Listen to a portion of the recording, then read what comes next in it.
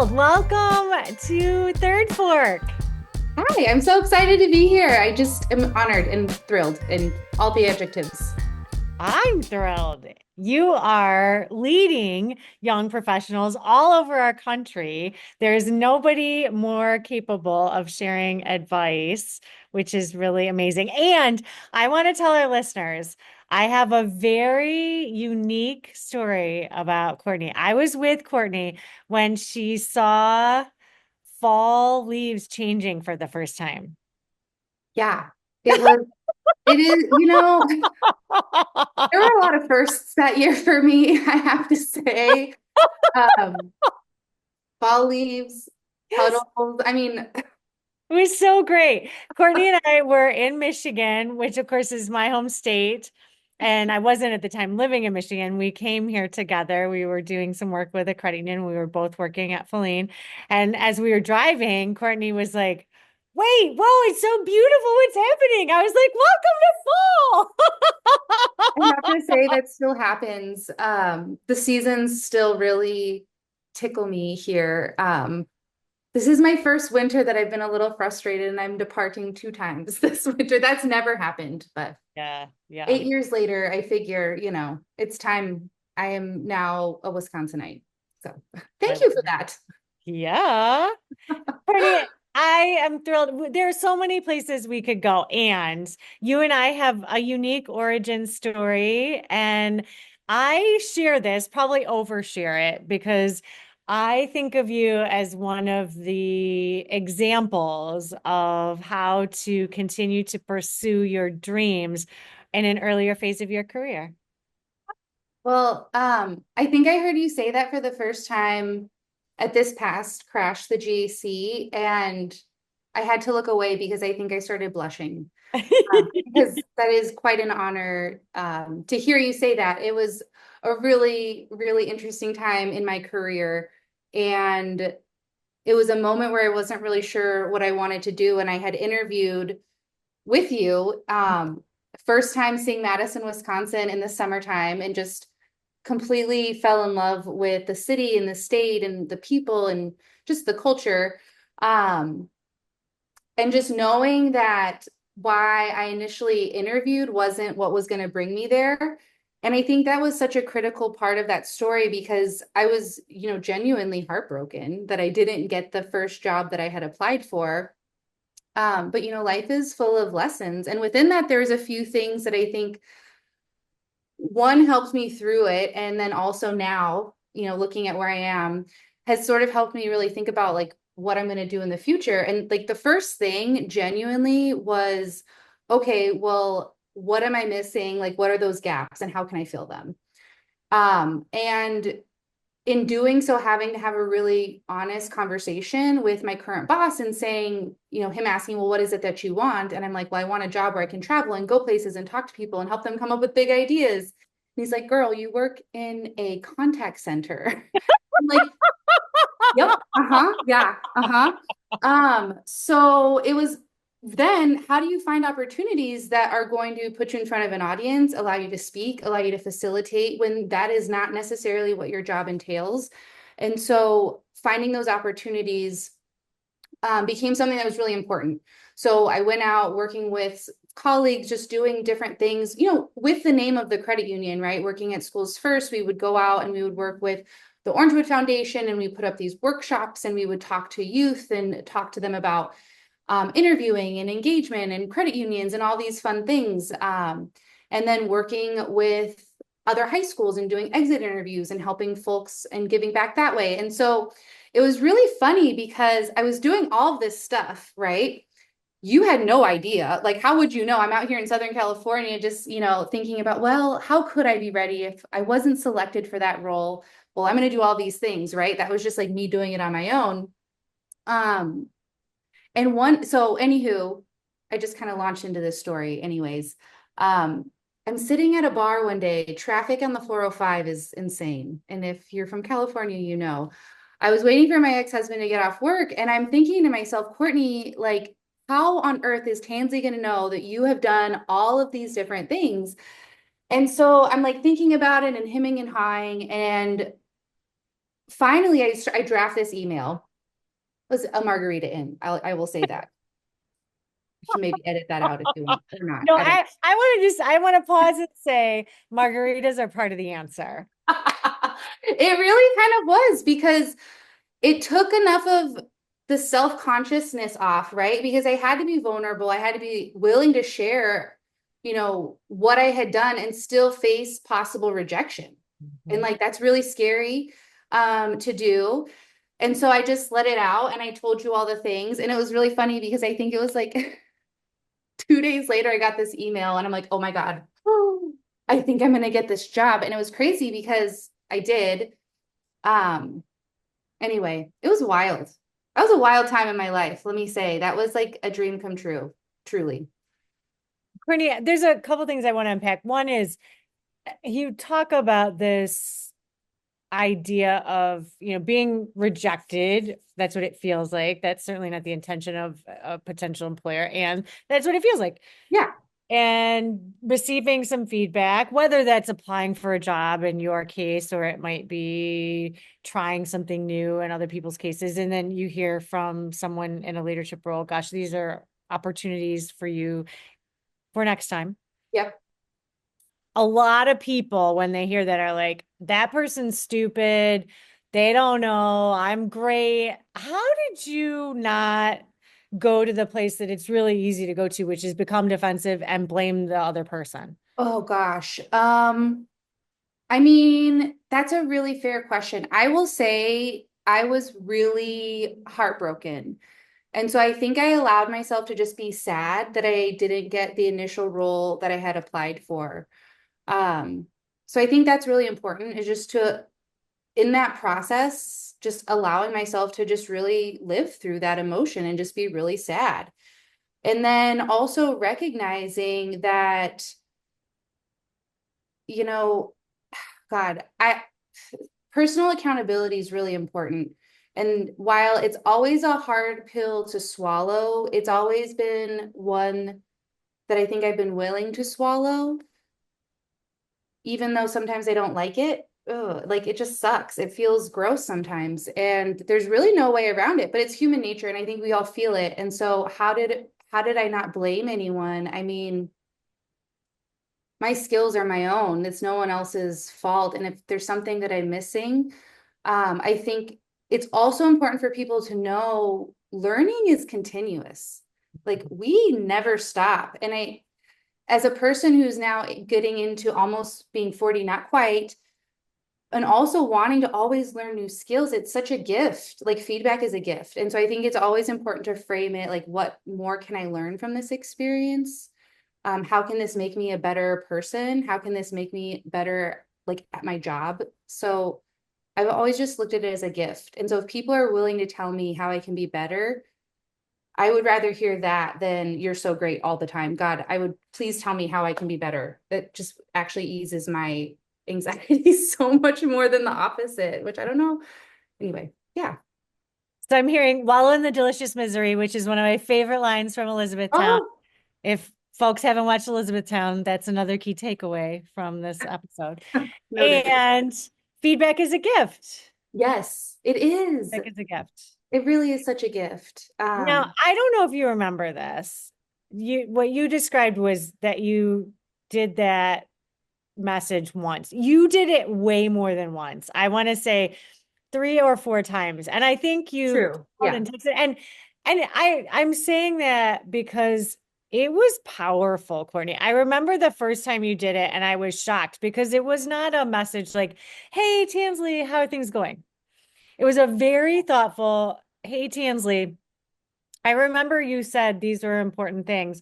These are a couple of things I've been doing, and Mhm. this is how it's been going." Yeah. And you did that more than once. I've never, ever, ever in my career had anyone do that the way that you did, Oh which my was, gosh, I blushing. heard you. Mhm. This is how I've been applying it. What else do you think? And It was, after the second time was quite sure you were being very purposeful and not having margaritas because it was like, it felt like about every 4 to 6 weeks, you were like, okay, here's another Those thing. initial ones were not margaritas. It was the last one. It was, I will say, it was the last one because I was like, oh my God, this woman probably is getting so sick of me. I'm Um, thrilled. I just want to say, for anyone that's listening that has a dream job or has a yeah. goal, this work that you did, Courtney, is, first of all, it shows such humility and such commitment and such a bravery. And Yeah. I think it is an example that so many people can carry ahead. Well, thank you. I will say my best friend's mom is a recruiter. Mm, So I may have had some tips in my back pocket. love That that. also made that really helpful. But I think that's also a really important takeaway too, is that like who are the people throughout your life that give you really critical feedback and information that just make you better and help you level up and give you an edge. Um, I always thought it was standard practice for people to follow up in an interview in such a way. I feel like isn't that what they taught you in school? I don't know. I'm Not such the a way brown you did. I noser mean, though. I've seen people like do the thanks for the interview. What Fair. you did was thank you, and I heard you say this, Yeah. and I still am interested. Like I'm telling you, no one else, no one That's else. thank you. Well, Filene was a dream job, and I think that was the other learning that I wanted to share with the audience is, when my boss asked me like, Courtney, what do you want to do? And this was after I crashed the GAC actually. So this was 2016. This was before like me even potentially conceiving that working at Filene was a thing. He was like, well, what do you want to do? And that's when I said, I want to go places and talk to people and have a whiteboard with walls and markers that I can write all over the place with. And that's when, he gave me that response. And I think for me, that was really important to also have that conversation with my boss, right? Like, how do you build a relationship with your leader that you can have conversations about what you need in your development? How could you potentially get there? I'll tell a really quick story about me actually getting to the interview that just made me giggle because when you had reached out to Diana Cott and said, hey, like, do you know any up and comers? And like, we had been connected that way. I immediately like ran into my boss's office and I was like, you'll never believe this. Like, I was so excited to share this news with him because he had supported my development to get to that point where an interview for this role was even possible. And he was like, what do you need? Let me help you. Let me support you. Like, time off work? Absolutely. Like, this wasn't even a question. And so it like, even as a leader thinking about like, how can we support the development of our people? Like, that was such a gift. I will never forget that. And we still talk to each other quarterly. Um, be, and part of it is because of that. Like, we built such a strong like bond in just where I am. I was on the airplane flying to Madison, Wisconsin from Orange County. And I'm listening to a conversation happening just right behind me. This gentleman telling this woman about how he is going to a job interview, but he had to lie to his boss to get the time off. And I was like, oh, I never want to be in a job where I have to lie to do that type of thing. So, thank you for listening to me all those emails and just not like writing me off and then Thanks giving for me the doing it. job. I'm telling you, I tell that story so many times because it's such a great example. I do want to dive into what you're talking about though, because I think it's unique to have two things. One, your bravery, which I think is another theme of this. You're a very brave human being to say that to your leader. Because I have to tell you, I generally have not been that brave. I've always been scared about what it means to say that to your leader and what the implications might be. So, how much of that do you think was your leader and the trust that that person helped to build, and how much of it is just Courtney's a rock star? Oh gosh. That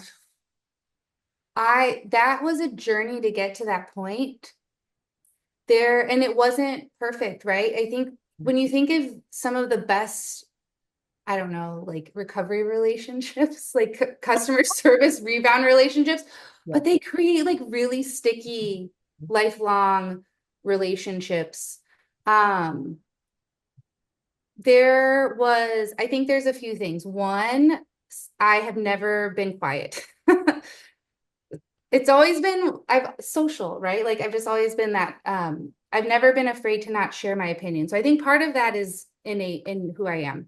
But it's how you share it and how you get the message across that I think it was a cultivation of people around me. The training that I got at the credit union schools first was really incredible. In their leadership training, they had us go through some Stephen Covey stuff.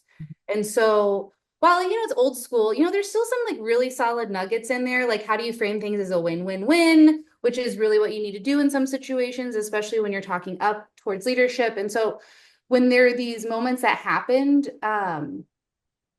something happened and I was like, hey, I didn't like that. Like, that wasn't cool. But I had not the audacity. I don't even want to say that. I had the willingness to share that I felt like I was wronged in a situation, but I presented it as a win about why that shouldn't have happened. Like, it could have been better because this, and this. And then that wasn't the first time that I actually was like, and this is why you need to give me this job. And Good. it's funny because he was like, okay, write up the job. And I did. And so these learning, right? But then you come around the back end way. You don't always see it when it's like right in front of your face. So it's not easy to do. It takes a lot of tact. And I think I had friends, always, the people around you are so important. Like to have trustworthy people where you can say, hey, this happened. I know you work here. How can I recover from this in a way that's everyone saves face, everyone has grace.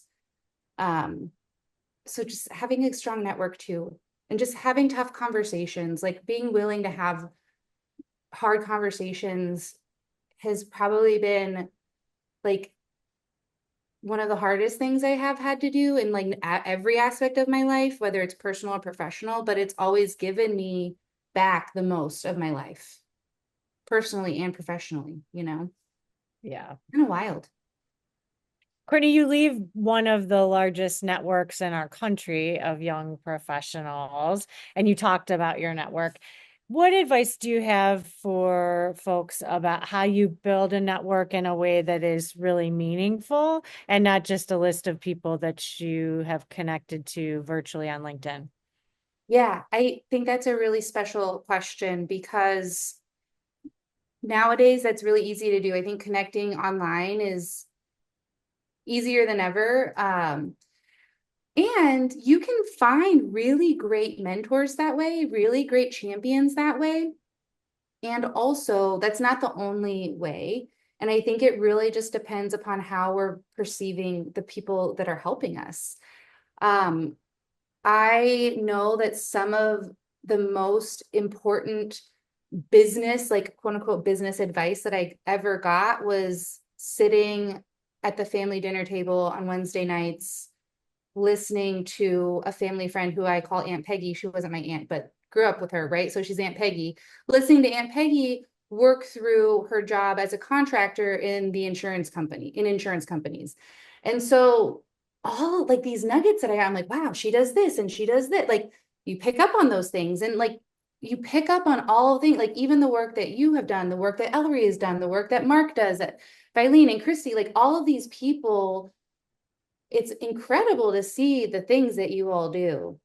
Um, and making it your own. So all this to say, like, how do you build that network is what are you lacking? I don't lacking, that's not the right word. Knowing what your strengths are, knowing areas where those aren't necessarily your strengths and aligning with people that can celebrate your strengths and really make them really good, but also making sure you're surrounding yourself with people that are willing to tell you the feedback. Like it's so important to get the feedback. Oh, you didn't really say that so well, or maybe think about reframing it, or maybe so it's so important to have like a diverse group of people in the industry, out of industry, all over.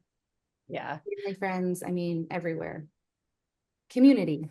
Yeah. Well, and one of the things, Courtney, that I think is interesting, one of my mentors and people that has really propelled my career in a host of ways is Mike Neal. And what I've often said about our relationship is that he is definitely someone who gives it to me straight. He's said some of the toughest things to me in my life.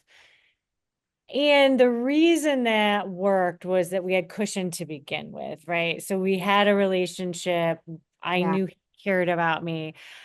I think that's an important dynamic because if you're just, you know, someone randomly in my life and you're saying something really tough, that's harder than when Oh, you for know sure. somebody really, really does care and they're invested in your future and they're sharing this with you because they want you to succeed. Yeah.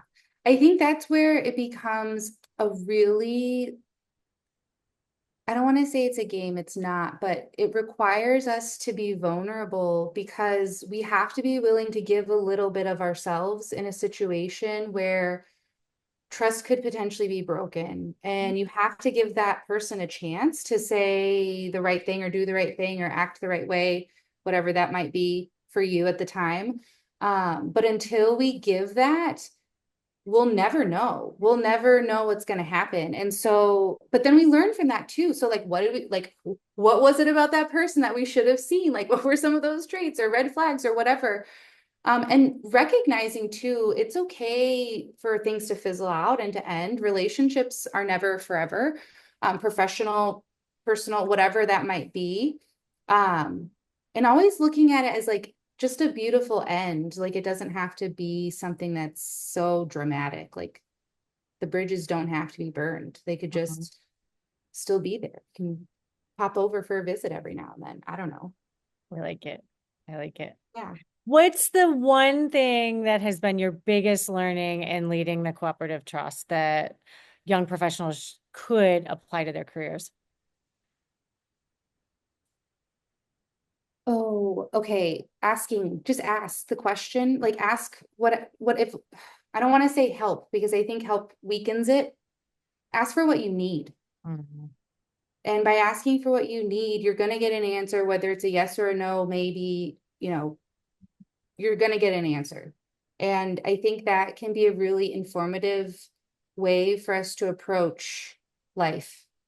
We just have to be willing to ask. And it's so scary to do that, to like ask for what you need, because again, people can reject it. But when you do it, you can get the support you need. So it's not weak asking for help. You're asking for what you need, and that might result with getting help. That might result with getting support. That might result with a promotion or whatever it might be. So ask for what you need, um, tactfully with grace. Don't just walk into the room, demand, this is what I need. Um, there's ways to do it. And I think that's when I've gotten the most respect from my leaders too, is when I've said, hey, this is what I need from you. And they're like, great, thank God you told me, because otherwise you never know. They're swirling around wondering too. So it can be beneficial both ways. Amazing. Courtney, your leadership in our industry is remarkable and you inspire me every day. Your start with us was so much of a learning for me about ways that we can do things better. I'm Oh, grateful. well, thank you. And I will say, I coming out of a contact center into Filene, my first day on the job, we flew to Tennessee, and I initially was like, so should I fly directly to Tennessee from California? And you're like, no, move here first. And I was like, oh my gosh. But I say that because one, it really was one of the best, most exciting things I've ever done in my life. Where I think of like when I was a kid being like, oh, one day I want to move somewhere and work somewhere new in a new city. And it's so glamorous. Like that was a dream. The job was a dream. Getting to work with you was a dream. Like it was all just such an incredible experience. And it still continues to be such a wild journey here, like in the credit union system. Just so, so lucky. I'm so lucky and happy that I get to do this work. So thank you for being the conduit, the conductor, whatever you would want to call that. So Amazing. Well, I yes. hope you come back. You have so much to share with Yeah. Oh my me. gosh. Anytime. Brilliant. All right, my friend. See ya.